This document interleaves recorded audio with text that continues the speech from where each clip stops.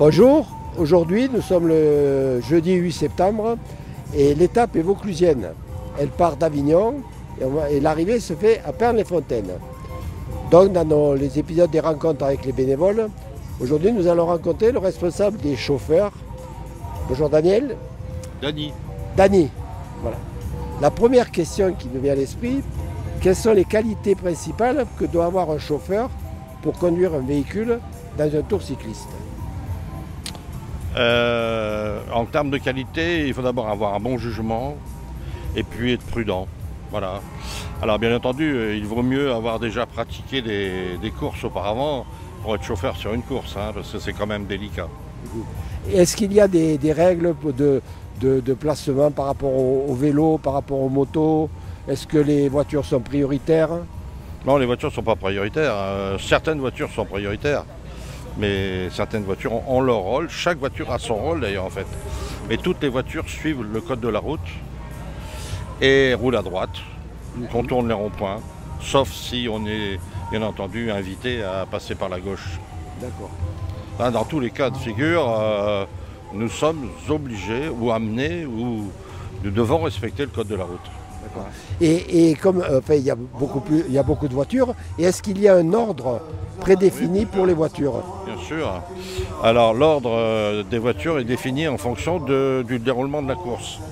Et pour faire face aux courses, il y a donc dans une course soit des échappés ou pas, un peloton et soit des retardataires ou pas. Donc en fonction de cette configuration possible dans la course, il y a des configurations de voitures qui sont adaptées. C'est-à-dire qu'il y a toujours, après la voiture pilote et la voiture ouvreuse, il y a d'abord un commissaire, le 1 ou le 2, puis ensuite une voiture neutre, puis ensuite pour accompagner d'éventuels concurrents échappés, puisqu'on ne peut pas faire passer les voitures des directeurs sportifs avant qu'il y ait un délai qui est défini aujourd'hui comme 1 minute. Mais s'il y a un incident devant, il faut qu'elle soit couverte par une voiture neutre et par un commissaire pour contrôler le bon fonctionnement de la course avec ses échappés. Ensuite vient le peloton. Et derrière le peloton vient directement ce qu'on appelle la voiture du président du jury, c'est-à-dire le commissaire principal qui dirige le fonctionnement sportif de l'activité de la course. Nous sommes accompagnés dans cette voiture du président du jury qui est là. Nous sommes accompagnés par un radiotour qui collecte des informations en venant des prospecteurs à l'avant, qui nous donnent des temps, qui nous donnent des informations. Ces informations étant répercutées, bien entendu, au directeur sportif par radio. Il y a plusieurs radios dans la voiture. Dans cette voiture, il y a une radio donc sécurité, il y a une radio spécifique pour la communication avec les directeurs sportifs et il y a une radio spécifique pour communiquer entre commissaires. Donc derrière cette voiture de direction du président du jury, il y a bien entendu, qui est toujours derrière le peloton, mais qui peut, selon le président du jury, progresser vers certains échappés selon le cas, mais en tout état de cause, il donne son rôle à un autre commissaire pour faire barrage. Derrière cette voiture, il y a toujours le médecin qui vient directement. Puis ensuite vient donc le deuxième commissaire, le commissaire 2, qui lui est accompagné de la deuxième voiture neutre. Donc ce commissaire 2, lui, il a un rôle de couvrir en général les distancés. Les premiers distancés, on va dire, parce qu'ensuite, les distancés plus lointains sont généralement couverts par les motos arbitres qui portent, si vous avez remarqué, un casque rouge. Voilà le fonctionnement. Derrière cette voiture neutre, vient ensuite les directeurs sportifs. Il y a une équipe aujourd'hui une voiture par équipe. Il peut y en avoir 2 dans certains cas. C'est le cas du Tour de France, c'est le cas de certaines courses. Puis ensuite, il vient la voiture balai, les ambulances, ou le sapeur-pompier, selon le cas, la voiture environnement et la voiture balai. D'accord ? Ou la voiture balai et la voiture environnement. Tout dépend comment on la classifie. Voilà. Donc c'est un convoi qu'il faut manager. Chacun doit tenir ça à droite, mais il y a des règles surtout vis-à-vis des filles. C'est-à-dire on ne peut pas faire n'importe quoi. Les filles ne peuvent pas être ravitaillées n'importe comment. D'accord ? Les deux choses les plus importantes les deux choses qui peuvent arriver dans une course, c'est le ravitaillement, parce que les filles boivent comme tout le monde, mais comme elles font en effort physique, elles s'alimentent et boivent.